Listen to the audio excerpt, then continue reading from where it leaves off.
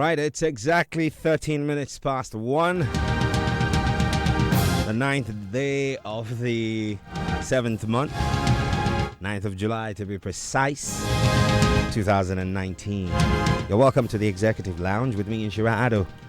And as always, this is the Thought Leadership Show that brings you insights on various aspects of personal development, business development, growing your own enterprise, or contributing to the growth of an institution within which you find yourself as a critical stakeholder. So my guest today is a car care consultant, a startup business development analyst, and CEO of Cecil Ventures. He's a product of the University of Mines and Technology in Tarkwa. He's an award-winning professional in automobile engineering from the City and Guilds of London Institute. Holds a bachelor's degree in marketing, certificate in administration and management from GIMPA. The man has started a business and grown it to almost a decade, seen it fall flat on its face, and picked it up by the scruff of his neck and repositioned it. And so I thought it would be nice to get a practical insight into how we can use service quality and positive customer experience to differentiate building your business or a brand. As you all know, building a successful brand or business is beyond having a good product or great pricing, because the human being today is far more complex than it used to be many years ago, and the change and the evolution is even more rapid. My guest today is Emmanuel Awumi of Cecil Ventures. Emmanuel, you're welcome to the Executive Lounge. Thank you. And it's good to catch up with you. Yes. How have you been? Oh, it's been great. Challenging though, but you got to keep your head afloat. And keep pushing it through. Okay. Yes. And to all our listeners who've just tuned in, we're live on Joy 99.7 FM, and we're also around the world at myjoyonline.com, also on facebook.com/joy997 FM. Now, if you want to tweet, just mention me in the tweet is at GHRainmaker or hashtag Executive Lounge. We're exactly 16 minutes into the hour of 1 in the afternoon, and we're going all the way till 2 p.m. The WhatsApp line to use if you have questions or insights you'd like to share, as well as Telegram, is 0244 340 437. So we're going straight into our conversation. Now, Emmanuel, it's quite interesting, but lots of entrepreneurs often say that was not the intended, vocation. Right. That they started out going to school with a certain career path in mind. And then somewhere along the line, they realized that they had to do things their way, become entrepreneurs, and find problems and fix them. Good. Did you start out wanting to be a car care consultant? It did start when I had to go to the regular educational system that has been set down for us through the primary to the SHS, then to the secondary. Now, not JSS, then to SHS. Now, in my second year at SHS, which we call secondary, then my time. Good. I realized, I had a strong passion into automobiles. Okay. All right. And so looking at it, I realized I really want to dive deep into automobile engineering. And so I felt technical school was my best option. But then there was this societal stigma thing about technical schools and vocational school thing. And so when I proposed it to my parents, they didn't want to let me go there. It might sound and look as if probably because I'm not intelligent. Probably that's why I'm opting for a technical program.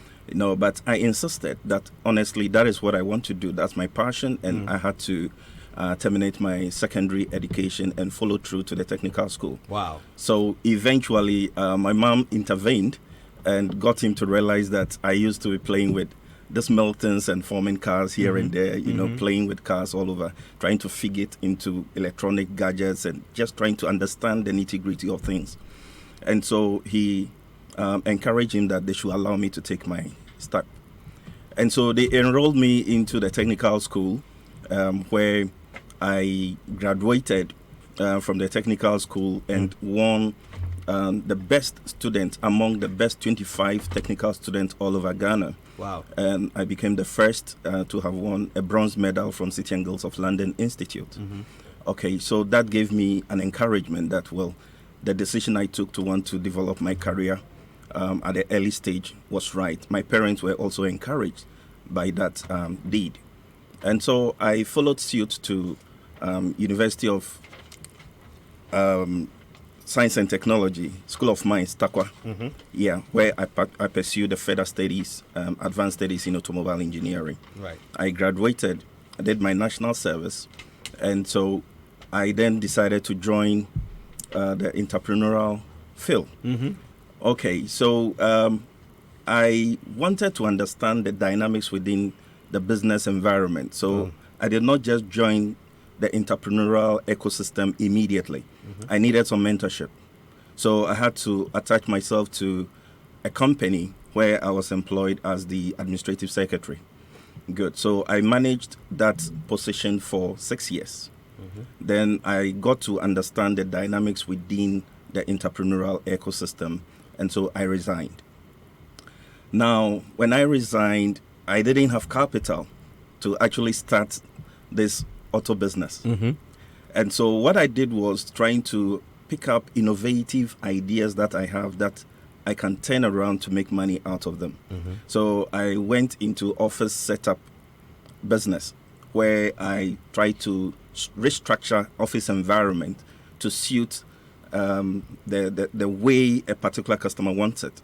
And so because I have this technical drawing abilities, and so I went into that, and also office equipment supplies. Yeah.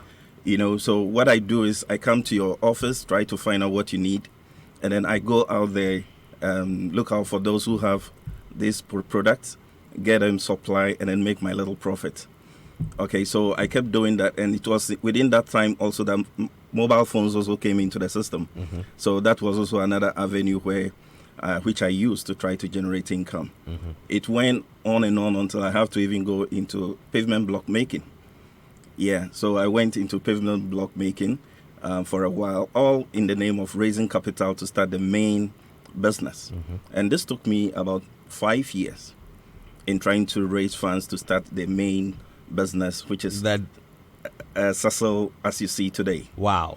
Good. So after raising that amount, I then stopped with all these other petty businesses that I was doing all the way around, and then initiated with Cecil. Now, to start with Cecil also, it wasn't easy. Now, I bought my first machine that sat in my room for like 3 years, whilst trying to really pile up all that I need to be able to initiate. Right. So what I did was to design a system, because I studied environment and I realized in the automobile industry we have 3 major maintenance schedules. That is the mechanical maintenance, the interior maintenance, and the exterior maintenance. Yeah. But in our jurisdiction, we tend to focus much on the mechanical maintenance. And so I decided to focus on the interior and exterior. Now, within the interior and exterior maintenance schedule, within our system, it's been limited to car wash. So you just take your car to the washing bay, they wash it, clean it up, and that's it. But then my research into the industry got me to realize that it's quite a deep, big industry that have a lot of potential and need to be studied and understand the various nitty-gritties within that industry to set up. But then I decided to take the challenge, even though it wasn't a popular concept detailing, around 2000. And so I took up that challenge, and then I said, what can I do to differentiate myself from the other mass washing bays all over? So I said, no, I need to create a niche for myself by using the right products and following the right technologies in car detailing. And so how do I do that? It will take the middle and upper class to probably understand the concept because it goes with a bit of cost. And so I started targeting the corporate organizations. And so I designed a system that could move from one location to the other. Okay. That becomes a mobile detailing service. Right. So I'm just breaking in just at this point to just make sure that if anyone just joined us at 23 minutes past 1, this is the Executive Lounge, and my guest is Emmanuel Awumi. He's the CEO of Cecil Ventures. Now, he started out, of course, first with your passion, and you were able to have a chat with your parents and got your mum to my place. Yeah, onto your side, and of yeah. course she made a case for you to pursue a vocational or a technical education that allowed you to follow your passion, which is automobiles. Now, after that, you mentioned something quite critical, that when you were starting out, you didn't have capital. Yes. But you didn't give up. You started by undergoing some form of training. You attach yourself to an organization. Yes. What did that teach you? It taught me the reality on the ground when it comes to entrepreneurship. Okay. Viewing it from afar, it looked that easy. You see those who are already in it operating seamlessly. Mm-hmm. And so it felt that easy. But then when I associated myself with this organization, I got to realize that it isn't as easy as I thought it was. Mm-hmm. Because there were quite a number of challenges to be going through in terms of even raising capital to maintain the business running, paying salaries of even workers. Mm-hmm. I mean, being able to pay utilities, how to even manage customers, keep and sustain them.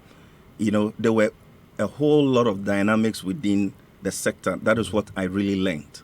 And so I realized if I had just jumped in directly, I would have made more mistakes than I made.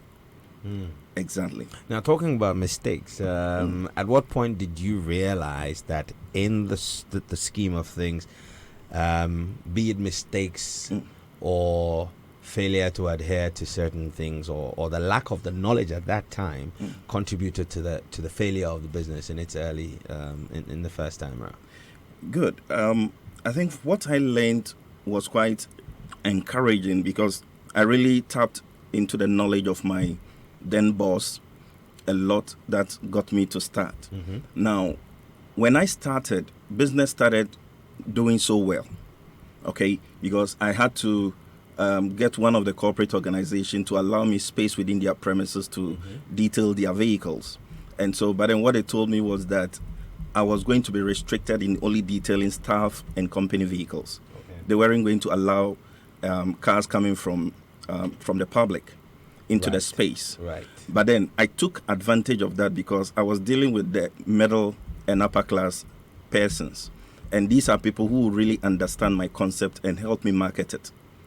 And so I took advantage and decided to do that. Mm-hmm. Now, when I started, another corporate organization, I sent a proposal there. They bought into the idea. But what they told me was that they can't get me space within their premise. So if I can have my own location, then they can arrange to bring their executive vehicles.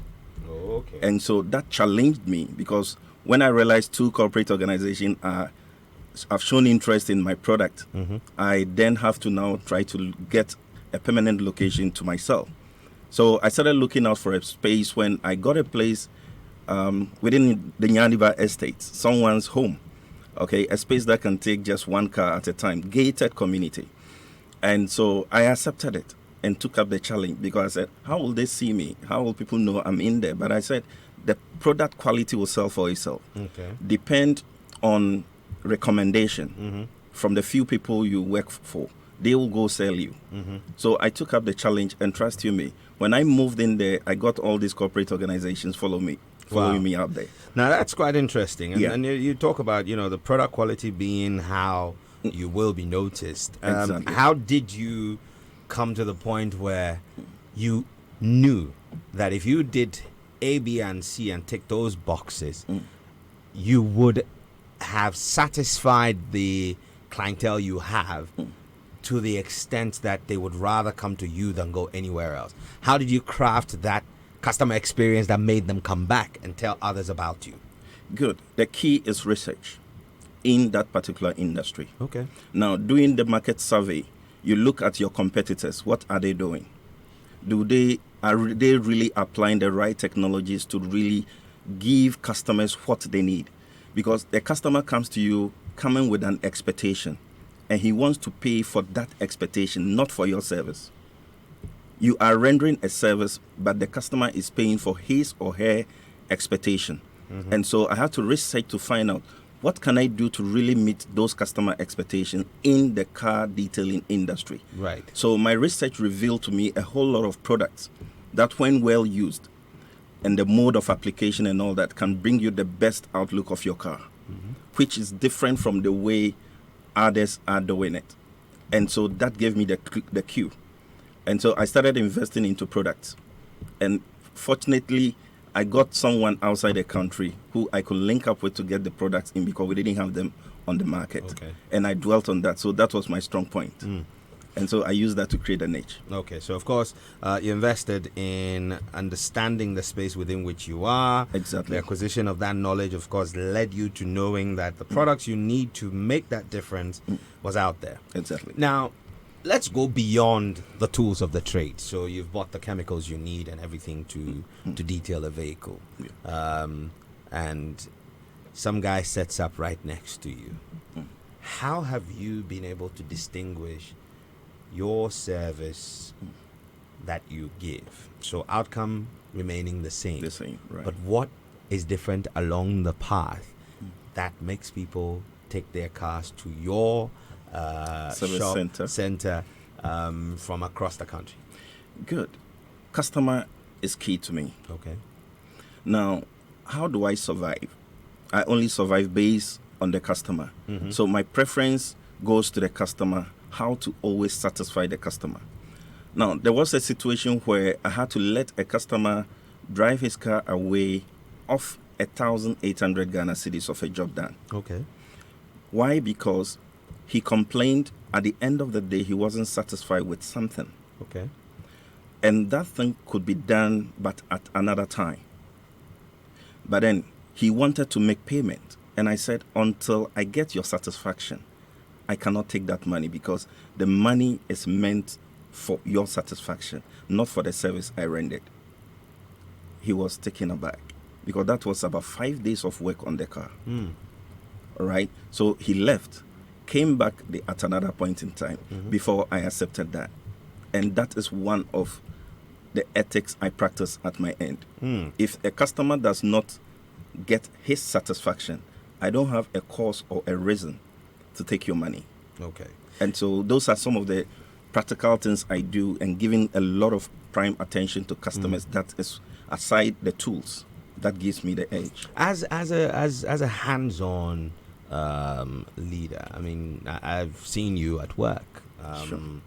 It's not just that you have a team that do the work, but you do the work yourself. You roll up your sleeves and get involved. Yes. So as the vision bearer, I can appreciate that you would pretty much go to sleep and dream about the business and wake up knowing what you need to do to please a customer.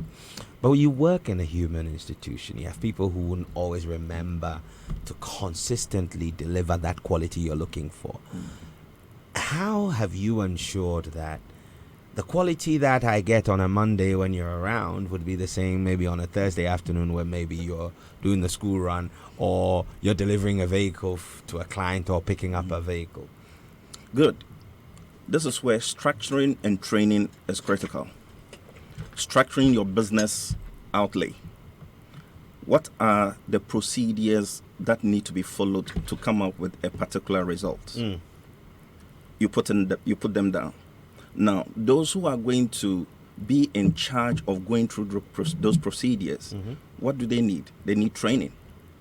So I spend much time in training, and also spend much time in ensuring that procedures are followed. Okay. So now, a practical example of this is, it helped me create a niche and a particular brand, such that I found myself in one particular company's premises where I operated for some time and had to close down after the contract was over. Now, 6 months into the line, I received a call from a customer asking me, what is wrong with your staff? Mm-hmm. What is wrong with your service? It seems your service is going down. Then I told him, no, I have moved off that premises for almost a year now. So that service you're getting is not my service. That service you get and it's not mine. Then he went like, oh, now I understand. Because this is the third time I drove into that premises and have to drive away. Mm. And I said, well, that is what you see. We try to keep to our brand. Mhm. So wherever the branch that we have, because of the structuring and the training, you get the system running even without me. Right. And so I focus a lot on training and putting the right structures in place to keep the standards. Yeah, going. How will you, beyond just training, I mean, so if Cecil opened another 3-4 locations across the country, Mm. you physically can't be everywhere. How do you foresee the brand maintaining its standards across different locations? Good. I, at a point, had about 5 branches. And it worked. But then it put a lot of pressure on me because of the type and caliber of human resource or human capital I needed to employ. You know, in our jurisdiction, you hardly want to get a graduate wanting to work in an industry like ours, Mhm. not even a polytechnic graduate. And so you are dealing with school dropouts and people who are on vacation after SHS wanting to go to the university or proceed with their education and have nothing doing. They are such group of people I'm able to recruit. And so you need to keep following up. And that is one of the biggest challenge we have in the industry.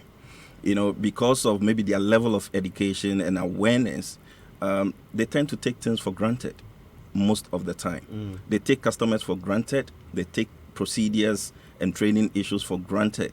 And so you need to have an eye consistently. And that is actually why I'm into this full time. Mm. So I need to have consistency in following up through all the branches, Mhm. you know, to make sure the standards are being kept. But then at a point, I had to go back to school. And so supervision slowed down. And then it started affecting the brand image because I started receiving calls from customers using some of the other branches of we not living up to expectation. Mhm. And I realized that was affecting the brand. And so that culminated with other issues. Mm. I had to close most of the branches down to reduce the number such that I can have a visual eye and a monitoring and ensure that the brand is kept. You know, if you look at the fact that you tried to expand, well, first of all, expand, you also wanted to improve on your own breadth of knowledge. So you went back to school. It seems as though the business requires you physically present to function. Mm. How are you going to take it from where it is now to a point where it functions well and you have, like you said, the structures and things you're putting in place takes over? What's it going to take for you to run this thing almost like it's automatic? Yeah, it will take having the right human capital.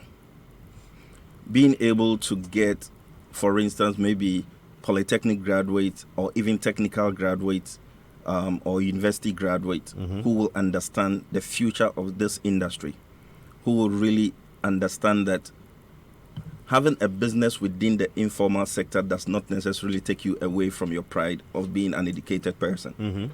You know, there need to be a mindset change. And so until I could achieve that, what I'm doing is trying to look at the dropouts that I pick now. There are some of them that are very intelligent and that have found their way to realize that this is an industry they really want to get into. Mm-hmm. And so when I recruit, I try to look out for some of these minds. And so I try to do sort of like a succession plan. And so I have quite a number of them now who are really gripped on the ground and who can operate that business in my absence. Hmm. Sometimes I come to work and I just get myself stuck in the office without stepping out. I have CCTV cameras fixed all around. So I keep monitoring them, their attitude, their behavior, the way they approach work and all that in my absence. And I realize they keep doing it. I sometimes travel, leave them, but I'm monitoring them from afar. Because we have some of these technologies that you can monitor on phone, So when I'm far away, I'm still monitoring and ensuring that things are moving well. And they've really have been able to do that.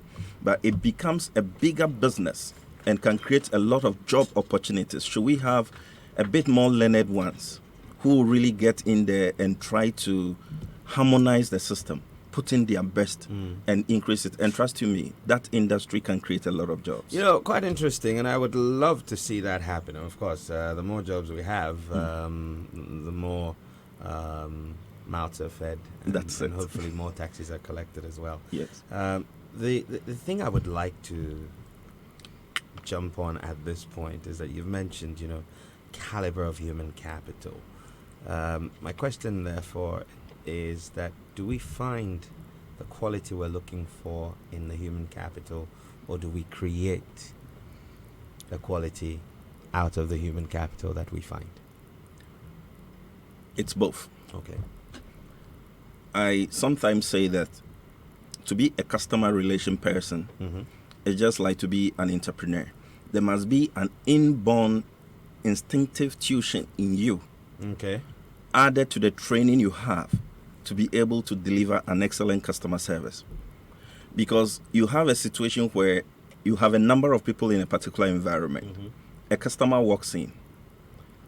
You realize something is going wrong. Whilst you rise up to want to address that issue, many are those who are also in the same customer relation business who really doesn't see anything wrong. Which means that in customer service, there must be an inborn intuition coupled with the training you have to be able to exhibit or deliver an excellent customer service. Right. When you just pick just the ordinary person who have no intuition or instinct to realize that things go wrong when acts of omission or commissions are made, and you train that person to be a customer service, he will also follow procedures, but the instinct will be absent, and that causes a lot of problem. Wow. So in training, you have to also look at this aspect of people. That is why I mentioned the quality. So you need it too. That's interesting. So find someone with a certain foundation on which you can improve upon. Okay. All right. Great stuff. It's 40 minutes past 1 on the Executive Lounge with me, Inshirado. My guest is Emmanuel Awume. He is a startup analyst, development analyst. He's also a CEO of Cecil Ventures. He's a car care consultant, and they do car detailing. See, I would like to... Let's just slide into the age in which we live today. Right. It's very easy for an unhappy customer today to tell the entire world how they feel. Likewise, good news is also told on the same digital platform. So business in the digital age. How do you manage situations where your ethos has not been fully applied? So a customer is unhappy at the end of the day that this one, it didn't go too well. And yeah, today, same way I would scream on top of my voice on social media that I got a great service at some place. When it doesn't go well, I'm most likely going to say that as well. So how do you deal with that? How do you get the service quality management in this place? Yeah. Just about yesterday, I finished the work for a customer. He came very early in the morning to pick up his car. I was at home doing my regular morning workouts. Then I received a call. Cecil, I think I'm not satisfied with something. I said, what is it? Then he started mentioning certain pointers. I said, give me 30 minutes. I'll be there with you. So immediately I have to just about everything, and then I rushed in there to meet him. I hadn't even taken my bath. I met him. I saw what it was. Then I said, you are not paying me for now. You are in a hurry to go to the office. This is a minor work to be done. You go anytime you find time and come back. I will finish it up for you before you make payment. Immediately, I realized some calmness in him. If he had parted with that money and left with that car, he would have had pain, knowing that he did not pay or get value for money. Okay. And that can cause him to want to rantle. Yeah. But for not taking the money, I've been able to put some cold on him to be quiet. And this is one practical thing I do almost always to curtail, because it's an industry, you sometimes will make mistakes. Okay, so when it occurs, this is how I try to handle it. Okay. And I have also left, it's like a standing order at the workplace. Whether with me or without me, the manager is to ensure that every customer leaves there satisfied. And as much as possible, we try to put a smile on the faces of our customers. How do you deal with people who leave and then they complain on social media? They write a tweet or they write on... I mean, you have some digital presence for the business. So how do you deal with your customer engagement in the digital space? Yes, when I get feedbacks that are negative, for instance, I immediately reach out to that customer, apologize to it, and know that these are some industry mishaps that could happen. We might not always be excellent. We strive to be excellent. And so I apologize and call back for the job for a free service. So we always have such arrangements down. So first thing is reach out to the customer, explain the situation, take up responsibility, and then correct the mistake. To get in front of the situation and own it. Exactly. Okay. Yeah. Now we have a comment here. It's actually a question. Kobe in the Netherlands. I don't know. Of course, there's only one Netherlands. Has come through on our Facebook stream, and he would like to know if you could throw some more light on what you mean by car care or detailing. Good. That is a more detailed approach to maintaining. So this is not just cleaning. Now, we know in mechanical maintenance of cars, you change your oil, you change your brake fluids, you top up your oil as well. You do a whole lot of maintenance care. Now, the materials that are used in manufacturing the exterior aspect of the vehicle and the interior aspect, for instance, require to be maintained to be able to prolong their lifetime usage. So, for instance, if you have a leather material in your car or a vinyl material and you use the wrong product in cleaning, for instance, giving it that fine-tuned cleaning, you might end up damaging it. So you are going to cause the customer cost, or you. So it's like, okay. So help me. I just a light bulb must have just gone off for me right now. Right. So you know how you rarely would see people put colored clothes into a washing machine and add bleach. Good. Similarly, you don't. There's specific chemicals, materials that you need to clean. Maybe the dashboard is different from what you would use for a leather seat or an upholstery. Exactly. Okay. And even the floor carpet, the ceiling, even the paint work we have on our car, it is not advisable using the ordinary sponge we use for bathing. Okay. Sometimes you get some people use this fertilizer sack mesh. Yes. These, the paint surface is very sensitive, just like the human skin. Any abrasive material that comes on it will leave the swell mark, scratch. You understand? Because it is hard and you are using it on a soft, lofty surface. So it leaves those scratches. So you can spray your car today, and once you take it out there and that material is used, you just allow the car to dry nicely back at home. Take a good view of your brand new sprayed car. You will see that and coming back immediately. If you buy the brand new car and you go park it and they use those harsh material in washing it, just go home, take your time, just have a good look of your paintwork. You will notice those swell marks coming in immediately, even after from the showroom. Okay, and even the products that are used for washing, you don't have to use like powdered soap. For instance, when you keep using it, what happens? Like the detergent we use to wash clothes. Exactly. Being used in washing the car. What you realize is you have a glossy car, then out of a sudden, the color becomes dull. It loses that glossiness.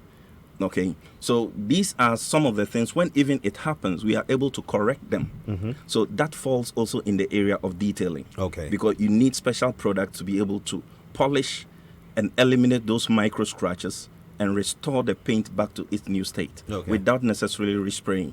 Right. So these are some of the technologies that goes into detailing as in just car wash. Okay. So, we're talking generally about how differentiating yourself by way of service, quality, or customer experience, specifically from your perspective as a car care specialist. Now, a question from Steven here says, what differentiates your service from all other car detailing service providers? Good. What's the main difference here will be attitude, customer service, because all other detailers might have the same product, might have the same service to offer, but the difference will be, how do you treat your customers? What is your approach? What is your vision and mission statement in terms of business operations? Okay, so how do you really even make sure you're using the right product to, for instance, give the right effect and meet that customer's experience? Right. So another detailer will just take his money, whether the customer is satisfied or not. So I wouldn't do that. So it's a differentiation. Wonderful. My guest in the studio is Emmanuel Awumi. He is CEO of Cecil Ventures. He's a car care consultant. He's also a startup business development analyst, and sharing his thoughts on principles that have helped him build his own business, but believes that these are things that you could use to build pretty much any business. And we're focusing more on his understanding of differentiating your brand or business by way of delivering good customer experience or service quality. He talked about how he ended up focusing on automobiles and around car care because he loved cars as a child and he loved everything mechanical. He extended that passion, went to school, did a lot of knowledge acquisition, researched the field in order to set up his own business and differentiate himself.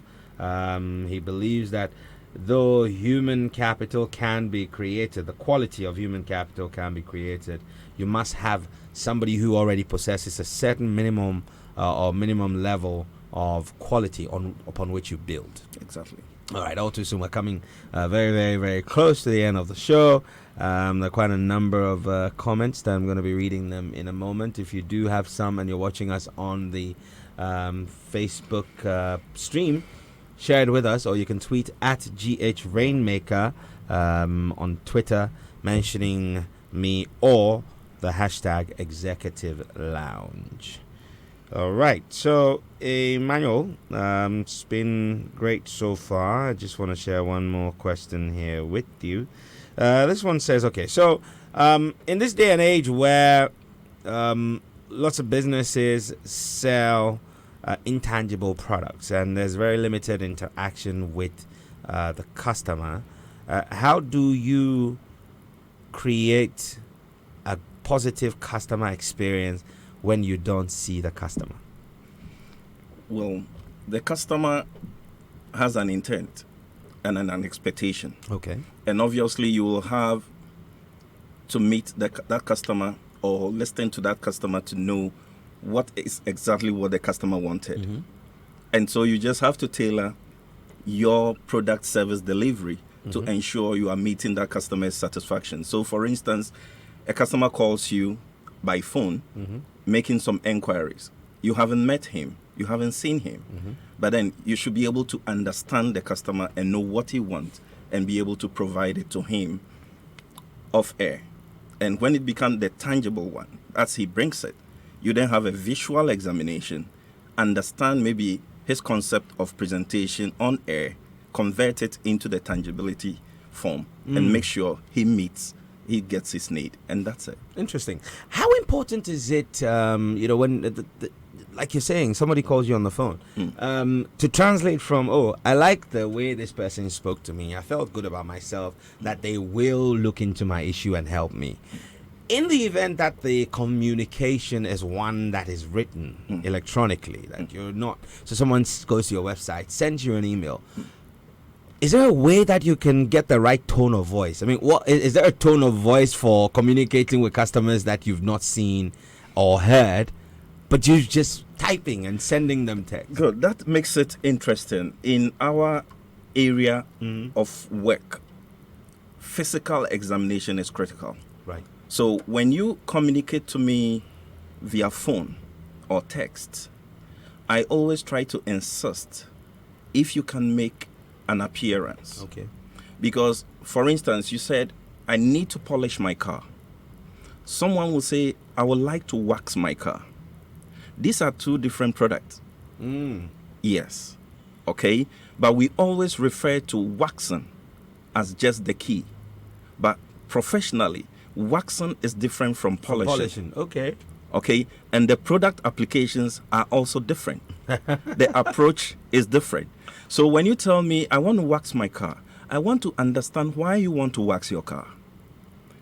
And possibly or probably when you bring the car for physical examination, you might not need waxing. You might probably need polishing because you have a reason why you're asking for waxing. You want the car to gloss, to look sweet and sharp. And probably you have a whole lot of micro scratches dotted all over, of which waxing cannot eliminate. So if I just accept to wax your car, you might pay for money that is not worth it. So I need to examine and advise you. So I like to do a lot of consultancy before getting onto the job. Wow. And this is free consultancy anyway. I keep doing. I do it to all customers that come free. But it helps with the experience, It right? helps with the Because- experience. okay. Exactly. You then tend to understand the true nitty-gritty of what you want. Because like the knowledge about wax. So everybody's like, I want to wax my car. I want to wax my car. But it goes beyond just waxing. Okay. Exactly. All right. Well, we're at the end, and I take away after every conversation 5 things that I'm learning from this, and it seems that quite often, irrespective of who you're talking to, seems that passion does unlock greatness. You talked about how you followed your passion. And eventually went into the business that you wanted to do. Number 2 was seeking out mentorship. I think it's remarkable that early on you decided that you would require some mentorship, and so you attach yourself to an organization. The third thing I'm taking away from this is that things won't always go the way you plan or intend for them to. But when they don't, ownership is critical. Owning up and saying, okay, well, this is not my intent, and I take full responsibility, and I'll try and do better going forward. And then number 4 is standardization, that you can turn processes, be it intuitive processes that you may have created, but you can standardize them so they become references for repeatable success. Exactly. And then the final thing for me, knowledge. That's I think that acquiring knowledge in the space in which you are, the market, how things are done in the market, and juxtaposing all of that onto what you want to achieve for your business, the niche you want to create. How different do you want to be? Use that knowledge to create that differentiation. Exactly. Thank you very much, Emmanuel Aoumi, for talking to us. And I'm going to end the show. But do take note that in about 2 weeks, we will be... Okay, some people are already asking for your contact. Our very last episode. So in 3 weeks, we'll be bringing you live in the studio the Young People's Edition. So we want to hear wonderful stories of people who are already doing great things, but the future looks even brighter for, and we'll be bringing you the Future Watch edition every last Tuesday on the Executive Lounge on radio. My name is Inshirado. As always, I say go forward, make rain, shalom. Komla Adom is up next with the news, after which we jump into drive time. Again, thanks for listening. Thanks for watching on Facebook. And I leave you with Kofi Kinata's latest, Adam and Eve. It's one song that I've come to love, and I think you would enjoy it too. Homegrown talent, worth celebrating.